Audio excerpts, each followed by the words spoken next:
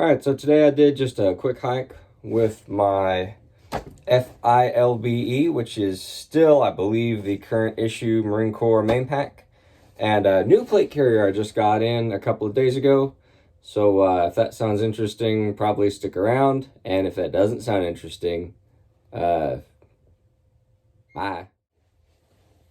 So first off, this is a new plate carrier I got. It is the MEP-C from Defense Mechanisms. So today was the first time that I've worn a plate carrier on a hike in a really long time. It did fine, it felt fine, you know, having a little extra weight on my shoulders was, it is what it is. Didn't have any problems with it, didn't rub on my neck. I did have the collar of my shirt stuck up through the through here, so the straps wouldn't rub on my neck. But there wasn't any like extra rubbing or anything, so that was cool. And these things have the quick undo, which is kind of neat. So there will probably be a video on this plate carrier coming out shortly, but you're probably not watching this video by the time I make it, because ain't nobody watching my videos by the time I make them. So by the time you see this video, it's probably a video on the MEP-C already on the channel. So this was also the first hike that I've used the Marine Corps' FILBE pack since I got out of the Marines. But I got a hold of one. I got all the way set up, and this was the first hike since I got the Marines that I've used it on. So let me grab that.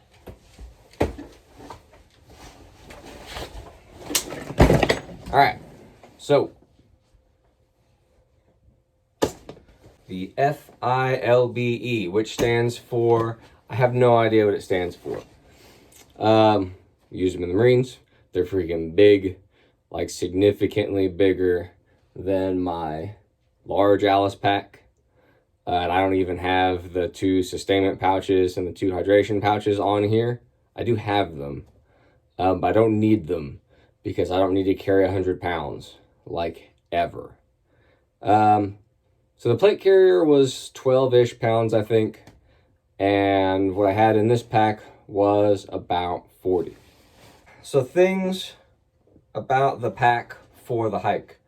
My hip belt kept loosening up on the left side. I think it was just bumping up against my knife. So I'm gonna have to move that and try again sometime. Water was not a problem because I have the same like Camelback systems that we got issued back in the day. So I had this pack on the long torso setting, which I didn't even know there was a difference in torso settings in the Marines. That seems like a thing that would be nice to know. The frame seems to flex a lot more than I remember. Maybe I'm just remembering wrong. Yeah.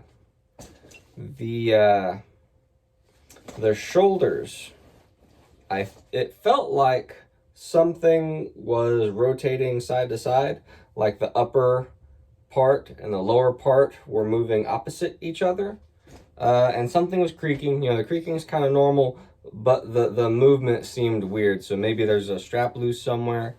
I'll have to look into it a little more. So what I brought with me, the plate carrier, 12-ish pounds, the pack about 40, and there was a Glock 19 somewhere.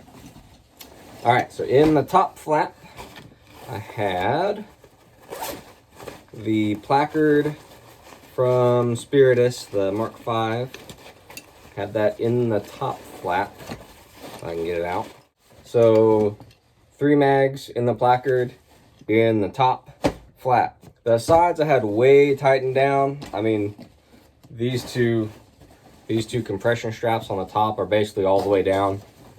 And then the straps for the flap were also all the way down. The top drawstring I didn't even use. I used the bottom one. So, things in the pack. AK mag, £1.5 each. 2, 3, 4. Looks like 4 AK mags. I did take out my grid fleece. I did have it in here on the right side as you wear the pack, but I took it out because it's comfy as fuck. Pair of Katanica pants on the other side. In the like radio pouch pocket deal, I'm just gonna leave the CamelBak bladder in there, but I have the CamelBak bladder. I have 2 canteens, which I think are about 3 pounds each, if I remember right. I know I have a short that says how much those weigh. That's probably worth checking out. Let's see, and then I have the sleep system. So I have the Seal Line Marine Corps issue like sleep system compression bag with, let's see, there is a bivy sack and the green patrol bag from the like the Army's multi-layered freaking sleep system thing. Decently heavy. And that was like in the center of the pack. Let's see, and then I have this Stanley food thing with nothing in it. I kind of impulse bought that and keep carrying it on hikes thinking I'll put food in it eventually, and then I never do. Jetboil, very important. Fucking mission critical gear right there. And then as far as inside the pack, that is it.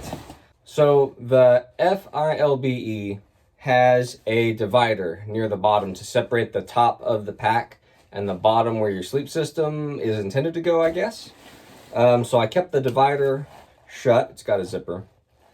And where the sleeping system would go, I just kind of collapsed that whole area in with the compression straps and then strapped my Thermarest Z-Lite down there.